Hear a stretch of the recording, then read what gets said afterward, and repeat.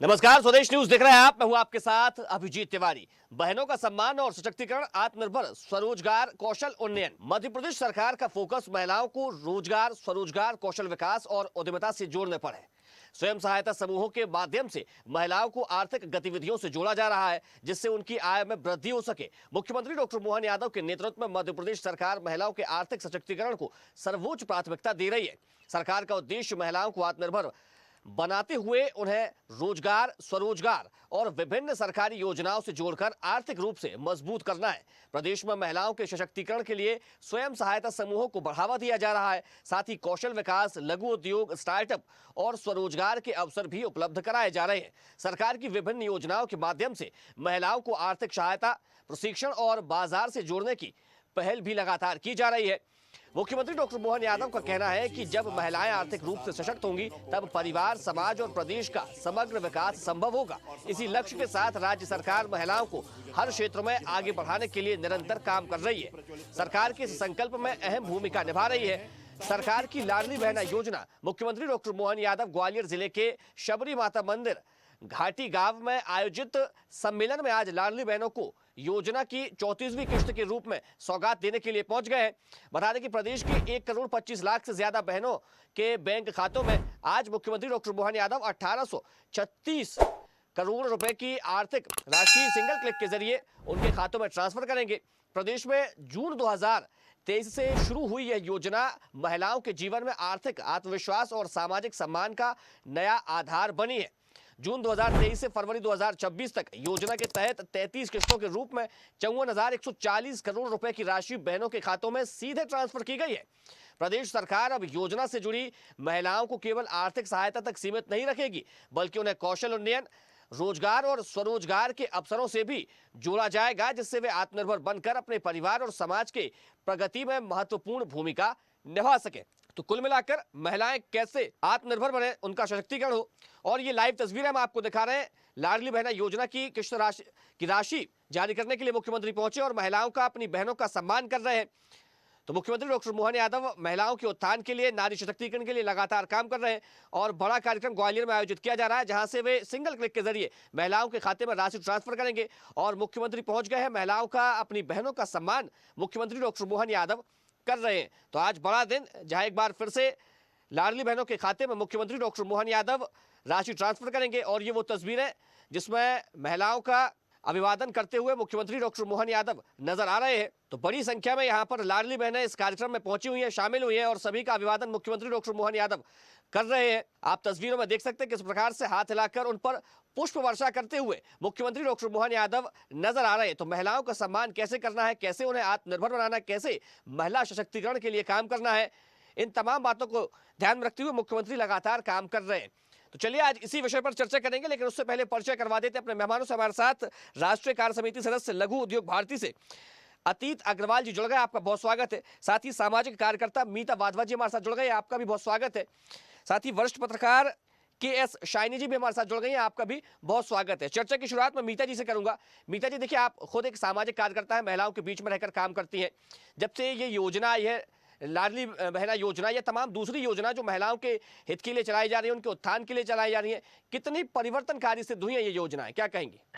जब योजना के तहत पैसे दिए जा रहे थे और सिर्फ पैसों की ही मतलब पहले 500, फिर 1000 और फिर 1500 और 2000, तो मेरे हिसाब से तो ये बहुत ही गलत था। हमेशा से मैंने पब्लिकली भी यही चीज बोली है कि आप अगर पैसे दे रहे हैं तो उस पैसे से काम कैसे किया जा सके, उसके बारे में बात करना ज्यादा जरूरी है।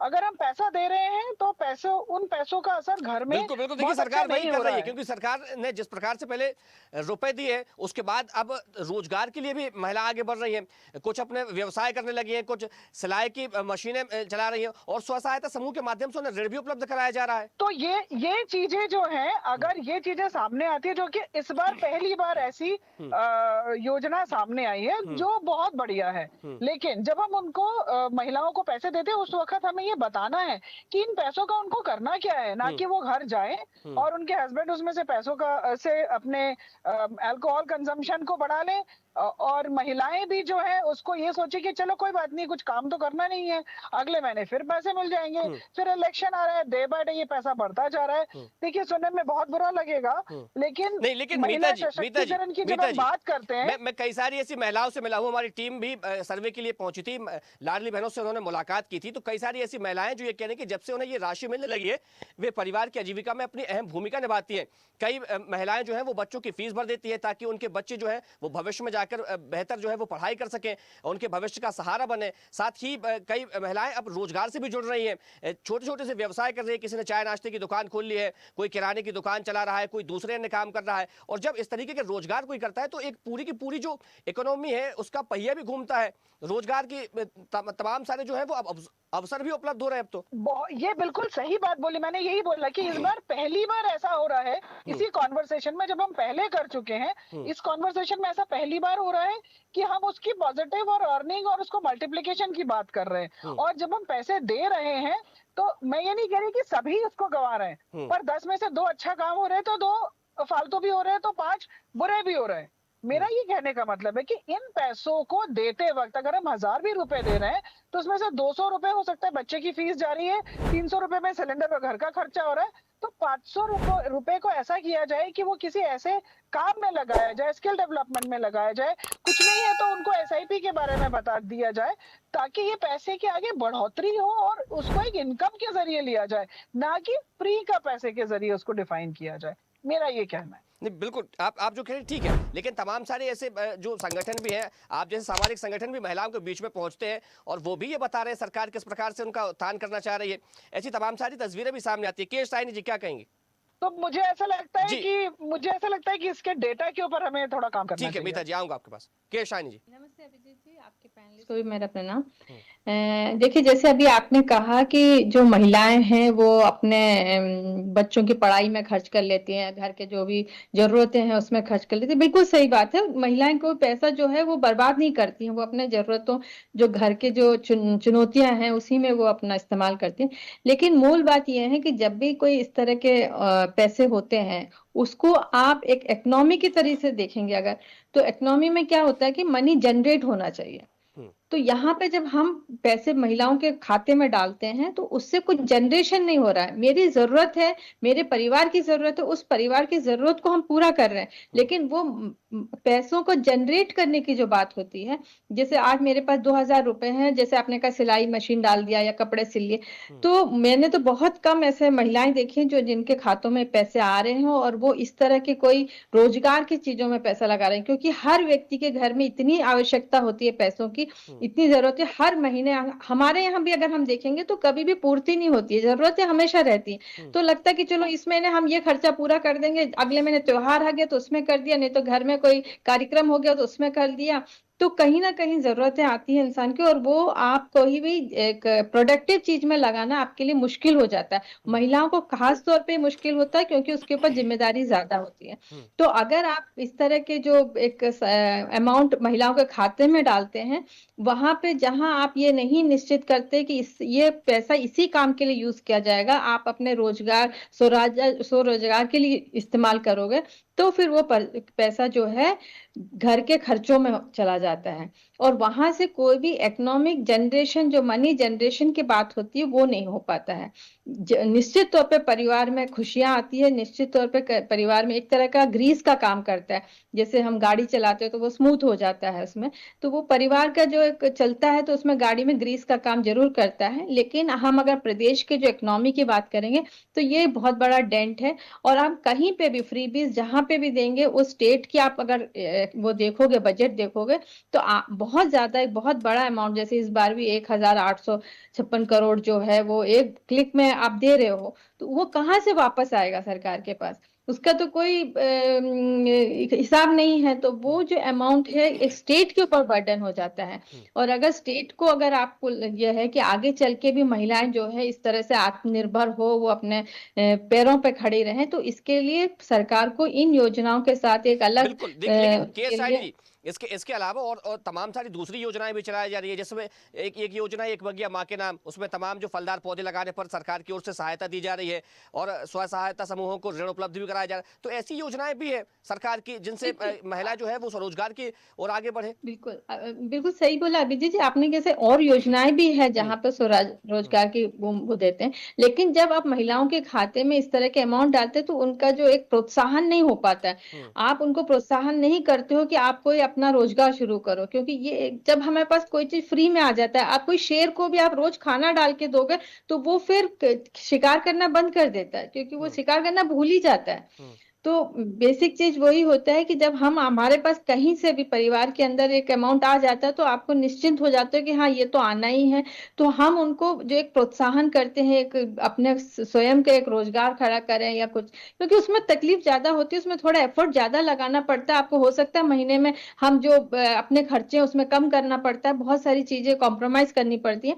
तो जहाँ पे हम उसके दूसरे जगह हमें आसान रास्ता यही दिखता है कि हम उसे जी खर्च कर दें और अगले महीने फिर पैसा आ जाएगा। तो कहीं ना कहीं मुझे लगता है कि ये पैसा ठीक जो है वो स्वरोजगार के लिए अपन अगर निश्चित करें तो वो ज्यादा बेनिफिशियल होगा। ठीक है अतीत जी, स्वयं सहायता समूह से महिलाओं का कैसे उत्थान हो रहा है, किस प्रकार से उत्थान हो रहा है, और जो ये योजनाएं चलाई जा रही है मध्य प्रदेश सरकार की ओर से, ये कितनी लाभकारी महिलाओं के लिए? अतीत जी माइक आप अपना अनम्यूट कर लीजिए। महिला स्व सहायता समूहों के माध्यम से जो कौशल विकास का प्रशिक्षण दिया जा रहा है और कौशल विकास के प्रशिक्षण के उपरांत उन्हें ऋण देकर स्वयं का व्यवसाय करने के लिए जो प्रेरित किया जा रहा है, ये मध्य प्रदेश शासन की एक बहुत अच्छी योजना है। दोनों महिलाओं की जो अभी शिकायतें थी, और वास्तव में होना भी चाहिए कि एक फ्रीबीज कहीं ना कहीं समाज को पंगु बनाता है। उसको अगर आप जब तक शिकार करना, जो बताया कि आप कमाना नहीं सिखाओगे, तब तक जो है समाज का उत्थान नहीं हो पाएगा।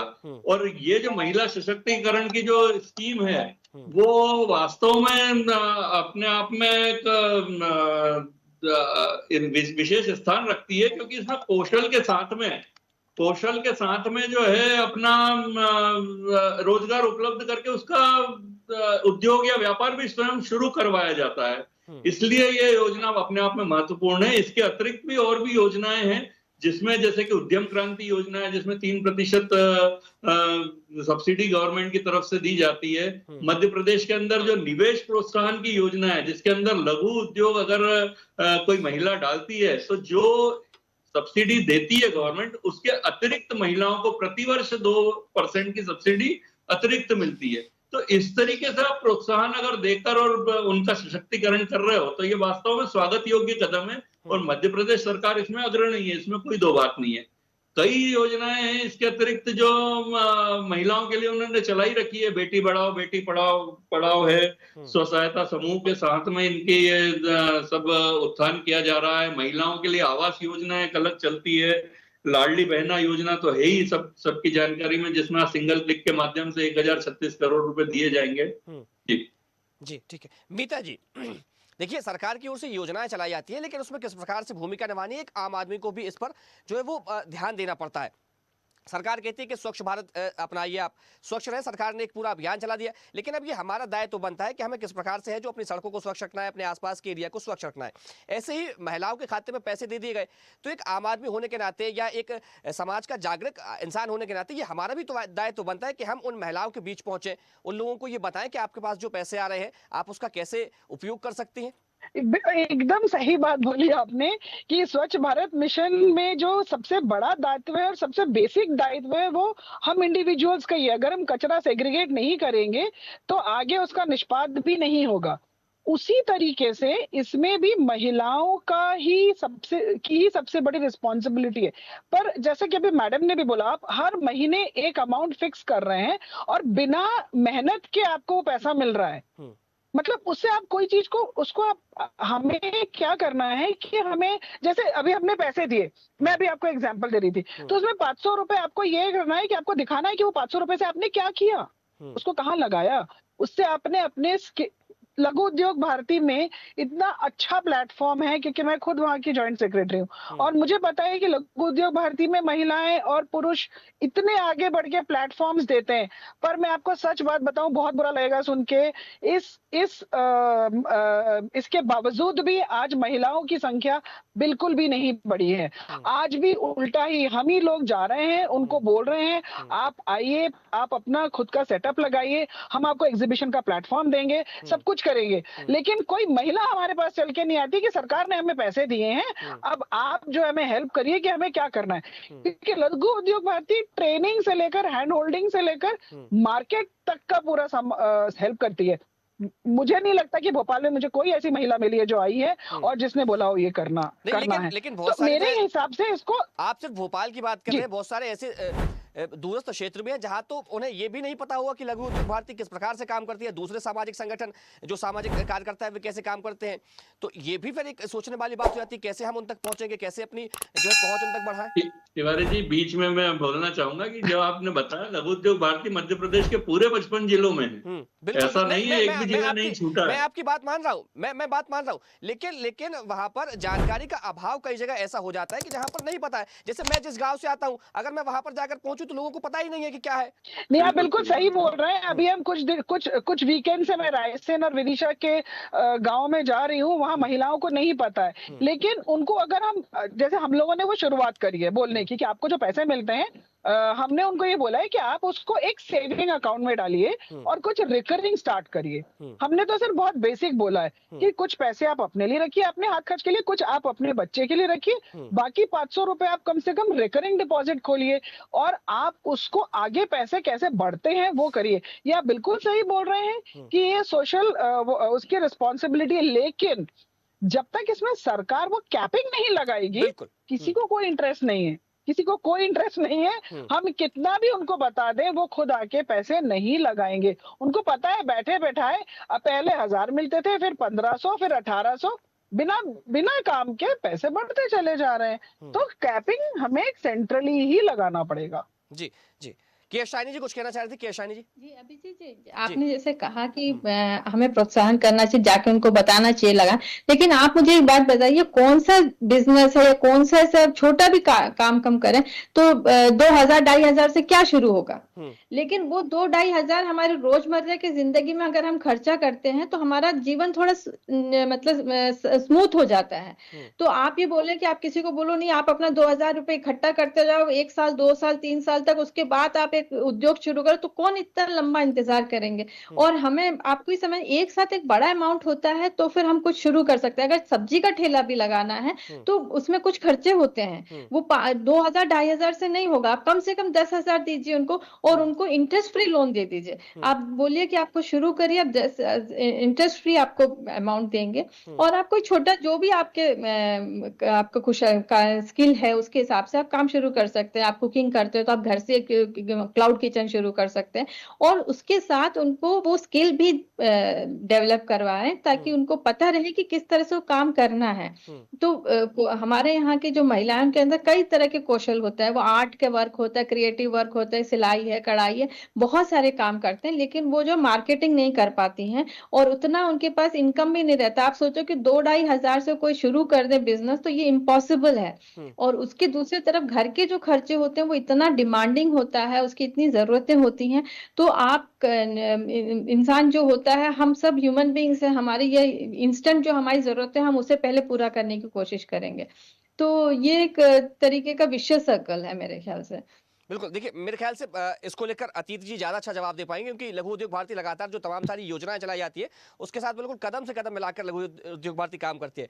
अतीत जी। देखिए, आपने बिल्कुल सही कहा, मध्य प्रदेश शासन की जितनी भी योजनाएं हैं, इन योजनाओं के साथ कदम ताल करने के लिए लघु उद्योग भारती की अपनी स्वयं की एक ग्राम शिल्पी प्रकोष्ठ हमने स्थापित किया हुआ है। उस ग्राम शिल्पी प्रकोष्ठ में प्रत्येक, जो आपने भी बताया कि गांव में जागरूकता नहीं है, तो उसके माध्यम से हम लोग प्रयास करते हैं कि प्रत्येक गांव में हमारी उपस्थिति दर्ज हो और प्रत्येक जो छोटे छोटे आर्टिसंस हैं, जो छोटे छोटे कारीगर हैं, जो हाथ का काम, जैसे जो अभी साहनी जी ने बताया, जो लोहार हैं, जैसे जो कुम्हार हैं, ये छोटे मिट्टी के बर्तन बनाते हैं, या कुछ और चूड़ी बनाने वाले हैं, लाख की चूड़ी का काम करने वाले हैं, सिलाई कढ़ाई करने वाले हैं, तो इस तरीके की महिलाएं, कुछ जो अपने ज्वेलरीज बनाती हैं, इन सब महिलाओं को जोड़ने के लिए ग्राम शिल्पी प्रकोष्ठ का हमने गठन किया हुआ है। इसके अतिरिक्त पूरे भारतवर्ष में, और इसमें बताने वाली सबसे बड़ी बात यह है कि जो लघु उद्योग भारती की महिला विंग है,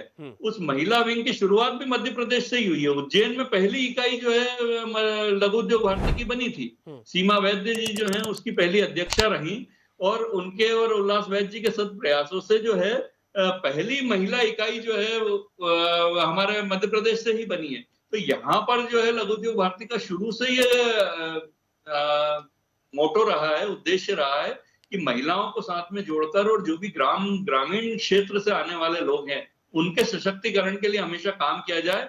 इसमें हम जो है उनको राज्य सरकार की और केंद्र सरकार की योजनाओं के बारे में बताते हैं कि आपको कहां से प्रशिक्षण मिल सकता है, आप कैसे उद्योग शुरू कर सकते हैं। इसके अतिरिक्त स्कूल कॉलेजेस तक को हमने जोड़ रखा है कि हम स्कूल कॉलेजेस में भी जाते हैं, हमारे एमओयूज है उनके साथ में, कि किस तरीके से हम आने वाली जो पीढ़ी है उसको इन फ्री बीज से बचाकर उद्योगों की तरफ डाइवर्ट कर सके, और हम राष्ट्र को पुनः परम वैभव की ओर ले जा सके। ठीक है मीता जी, जब इस तरह की योजनाएं जी बताइए बताइए। हाँ, आप बताइए, आप पूछे, मैं बताती हूँ। मैं ये जानना चाहता था कि जब इस तरह की योजनाएं चलाई जाती है तो उसमें ऐसे कौन से पॉइंट्स हैं जो ऐड ऑन करने चाहिए ताकि महिलाओं को और ज्यादा उत्थान हो सके, और जिन बातों का पॉइंट आपने भी किया, जिक्र किया, उनकी भी पूर्ति हो सके। एग्जैक्टली इसी का मैं जवाब देती हूँ, क्योंकि मेरे दिमाग में आपके सवाल के पहले वो जवाब था। बहुत छोटी छोटी चीजें जो भी मैडम ने बताई कि देखिए 1500 रुपए में कुछ शुरू नहीं कर सकते। अब अगर हम इन्हीं महिलाओं के जरिए फिनाइल बनवाते हैं, फॉर एग्जाम्पल साबुन बनवाते हैं, अचार पापड़, आप मुझे बताइए आज के डेट में जो हमारे यहाँ पे इतने बड़े बड़े सरकारी ऑफिस है, क्या वहाँ फिनाइल यूज नहीं होता है? आज के डेट में एसएचजी महिलाएं फिनाइल बना रही है। आप मुझे बताइए पूरे एमपी में कौन सा ऐसा ऑफिस है जो एसएचजी की महिला से फिनाइल खरीदता है? ठीक है, सबसे इम्पोर्टेंट अगर हम कुछ कर सकते हैं, अगर हमारी सरकार इस दिशा में कर सकती है, अपने ही डिपार्टमेंट में उनको मार्केट प्लेस दे दे, अपने ही डिपार्टमेंट में एक छोटा सा सेंटर है जिसे धृति बोलते हैं, दृष्टि में पुलिस कर्मियों की जो वाइफ है वो लोग वो सामान बनाती हैं और उन लोग वहीं से वो सामान खरीदते हैं। इसी तरीके से जो हमारी एसएचजी की महिलाएं सामान बनाती है, गवर्नमेंट के यहाँ मैंडेट होना चाहिए कि पहले सब सामान एसएचजी की महिलाओं का बिकना चाहिए। हर डिपार्टमेंटल स्टोर में 10% जगह एसएचजी की महिलाओं का सामान का मिलना चाहिए। तो ये मार्केट प्लेस दीजिए, गवर्नमेंट ही उनसे सामान खरीद सकती है। आपने जो बात कही मैं बिल्कुल से सहमत हूं, लेकिन कई सारी जगहों पर स्वयं सहायता समूह की महिलाओं से काम कराया भी जा रहा है, चाहे मध्याह्न भोजन के तहत उनसे खाना बनवाना हो या फिर यूनिफॉर्म सिलवाना हो। ऐसी तमाम सारी जगहों पर उनको बुलाया भी जाता है कि आप आइए काम करिए। ये बहुत बड़े बड़े पैसों का और बहुत बड़े पैसों का इन्वॉल्वमेंट है। अभी आपको मैडम ने जैसे बताया कि कम पैसों में भी काम उनसे निकलवाना जरूरी है। उनको आप हमेशा यदि बोलेंगे कि लाखों का काम करो तो बहुत मुश्किल है, वो पैसे इकट्ठे नहीं करेंगे। लेकिन छोटे छोटे पैसे इकट्ठे करके भी अगर उनको एक साथ दिया जाए तो छोटे काम के जरिए भी, लेकिन सरकार जब तक उनसे सामान खुद नहीं लेगी तब तक उनको मार्केट प्लेटफॉर्म कहीं नहीं मिलेगा। ठीक है, एक अंतिम टिप्पणी, साइकिल कंप्लीट करना जरूरी है। शाइनी जी, एक अंतिम टिप्पणी। जी बिल्कुल, जैसे मीता जी ने बोला कि ये बहुत ही इम्पोर्टेंट बात उन्होंने कही है कि एक मार्केट दिलाना, क्योंकि आप उनको, जैसे कोई मेहनत करता है तो उसका रिजल्ट भी उनको दिखना चाहिए, तभी वो आगे उस फील्ड में काम करेंगे। क्योंकि उनका बहुत समय जो है पारिवारिक जिम्मेदारी में चला जाता है और उसमें से समय निकाल के जब वो काम करती है और पता चलता है कि उसका बिक ही नहीं रहा है और वो कहीं उसका कोई मतलब फायदा ही नहीं हो रहा, कोई प्रॉफिट नहीं हो रहा है, तो वो उत्साहित नहीं रह पाती है। उनका पूरा जो उत्साह है वो खत्म हो जाता है और वो सोचते हैं कि इससे बेटर है कि हम अपने जो घर का काम है वही करें। तो बहुत इंपॉर्टेंट है कि उनका जो प्रोडक्ट्स है जो भी बना रहे हैं उसको, लिफाफा है, आजकल तो प्लास्टिक बैग के जगह में बैग्स बनना शुरू हुए हैं, तो गवर्नमेंट उसको अपने ऑफिस के लिए परचेज करें। जैसे पेपर्स हैं ये, तो ये सब जो है ना पल्प से बनता है, घर पे बना सकते हैं। तो ये सब चीजें इतना इस्तेमाल होता है इसमें इनके बल्क में जरूरत पड़ती है, आप उनसे बनवाएं और एक बल्क में बना के गवर्नमेंट ही उसको प्रोक्योर करें, ताकि उनको जो है कहीं से एक उनका उत्साहवर्धन होगा। ठीक है, देखिए समय होगा, इस चर्चा को यहीं विराम देना पड़ेगा। हमारे साथ जुड़ने के लिए आप तीनों मेहमानों का बहुत शुक्रिया।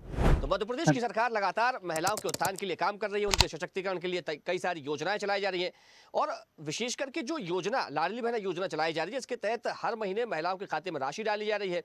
अब उस राशि का वे कैसे इस्तेमाल करें, क्या उपयोग करें, ताकि उनके जीवन में और ज्यादा जो है वो मनी का फ्लो बढ़े, उसी रुपए से वे और ज्यादा रुपए कमा सके, इसको लेकर के भी सरकार ध्यान देगी। तमाम सारी बातें चर्चा में की गई। हालांकि मध्य प्रदेश की सरकार तमाम सारी ऐसी योजनाएं भी चला रही है, जिससे जो महिलाएं हैं वो अपना स्वरोजगार भी कर रही हैं। फिलहाल चर्चा में इतना ही। देखते रहिए स्वदेश न्यूज, सबसे पहले देश। देखते रहिए स्वदेश न्यूज। अगर आप इस वीडियो को सोशल मीडिया हैंडल फेसबुक या इंस्टाग्राम पर देख रहे हैं तो हमें फॉलो करें, अगर यूट्यूब पर देख रहे हैं तो सब्सक्राइब करें और बेल आइकन दबाना ना भूलें।